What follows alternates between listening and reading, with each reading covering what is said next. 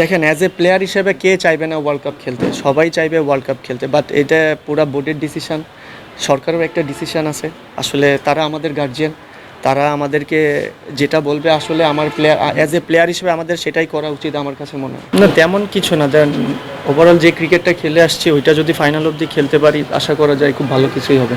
না এইটা সবার একটা ভালো রোল ছিল। দেখেন আমাদের যে টিম ম্যানেজমেন্ট ছিল, টিম ম্যানেজমেন্ট বলেন, আমাদের টিমে যারা সিনিয়র ক্রিকেটার ছিল সবাই মিলে সবাই ভালো রোল প্লে করছে এবং ক্রিকেট খেলার জন্য যতটুকু মোটিভেশন বলেন মেন্টালি প্রিপেয়ার তারা তখন ইনস্ট্যান্ট যেভাবে তারা ম্যানেজ করছে এবং আমার মনে হয় ওইটার কারণে সবাই ভালো ক্রিকেট খেলতে পারছে। দেখেন আমরা সবাই প্লেয়াররা কালকে বিপিএল ফাইনাল খেলা আছে সেটা নিয়েই সবাই প্রিপারেশন আছে এবং চিন্তাও করতেছে বিপিএল ফাইনাল খেলা নিয়ে।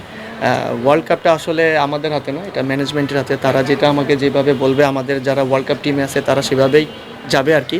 এটা ডিপেন্ড অন বিসিবির উপরে। না এমন কিছু না, তারাও একটু এনজয় করতে আসে। তারা হয়তো বা সবসময় ক্রিকেট খেলা টিভিতেই দেখে আসে, কিন্তু রেগুলার এরকম লাইভ খেলা দেখা হয় না। আমার বাসার পাশেও ইন্টারন্যাশনাল স্টেডিয়াম খুলনাতে, খুবই আনলাকি যে ওইখানে বিপিএলের মতন কোনো ম্যাচ খেলা হয় না, বাট ঢাকাতে খেলা হয় বিধায় তারা আসার সুযোগ পায় এবং আমার বাচ্চারা যারা আছে তারা এনজয় করার জন্যই আসে। বিসিবির টিম অবশ্যই বিসিবির অফিসিয়াল এখানে ইনভলভ আছে, বাট প্রেসিডেন্টের সাথে এরকম কোনো কথা হয় না। বাট বিসিবির যারা কর্মকর্তা আছে তারা সবাই কথা বলে এবং আমাদের কংগ্রেসও জানায় সবসময়, এবং তারা টুকিটাকি যেটা ফ্র্যাঞ্চাইজি মানে বিগত টিমগুলোতে ফ্র্যাঞ্চাইজি যেগুলো আর কি হেল্প করতো তারাও চেষ্টা করতেছে ওইভাবে যে টিমের পরিবেশটা যেন ওইভাবে থাকে।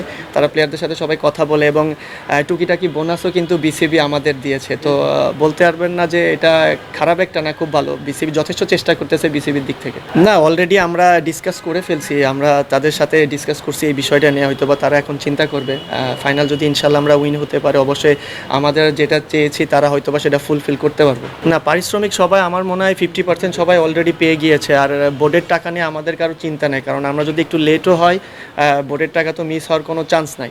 তো এই টাকা পয়সা নিয়ে আমার মনে হয় না কোনো প্লেয়ার টেনশন করতেছে। বাট আর ক্যাপ্টেন্সি যেটা বলতেছেন, হ্যাঁ মাশাআল্লাহ ক্যাপ্টেন্সি তো অবশ্যই এনজয় করতেছি।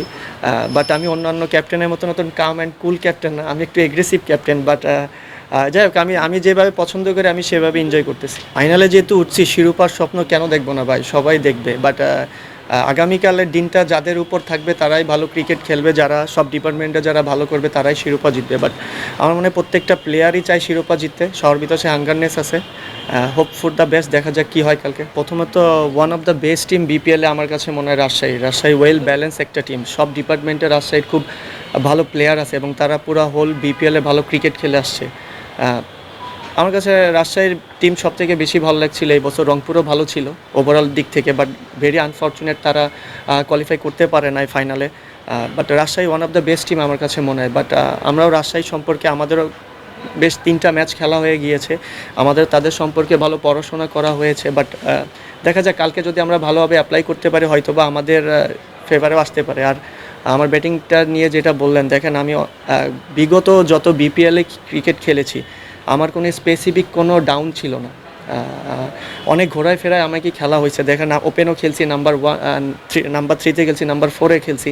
বাট এইখানে একটা ক্যাপ্টেন্সি নিয়ে খেলার দিকটা যেটা ছিল আর কি, ধরেন আমি একটা জায়গা ব্যাটিং করতে পারছি, এই জিনিসটা আমার ক্ষেত্রে অনেক কাজে দিয়েছে। হ্যাঁ আমি ফেলও হয়েছি ওইখানে, বাট অলওয়েজ আমার কাছে কনফিডেন্ট ছিল আমি যদি এক জায়গায় ব্যাটিং করতে পারি হয়তো বা আমার যে ক্যালিবার আছে আমি হয়তো বা কিছুটা শো করতে পারবো। হ্যাঁ ডেফিনেটলি আপনার নাইট ম্যাচের টসটা অনেক ইম্পর্টেন্ট থাকে না। আপনি টস যদি উইন করেন সেক্ষেত্রে আপনি অনেক 10% হয়তো বা মেন্টালি এগিয়ে যান।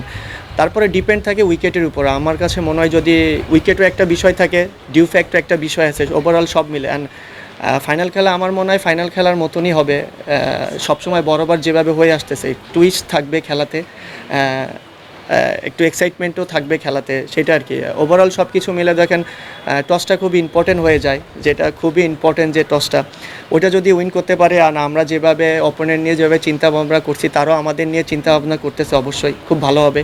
বাট আমার মনে হয় যে খুব টাফ কম্পিটিশন ক্রিকেট হবে আগামীকাল।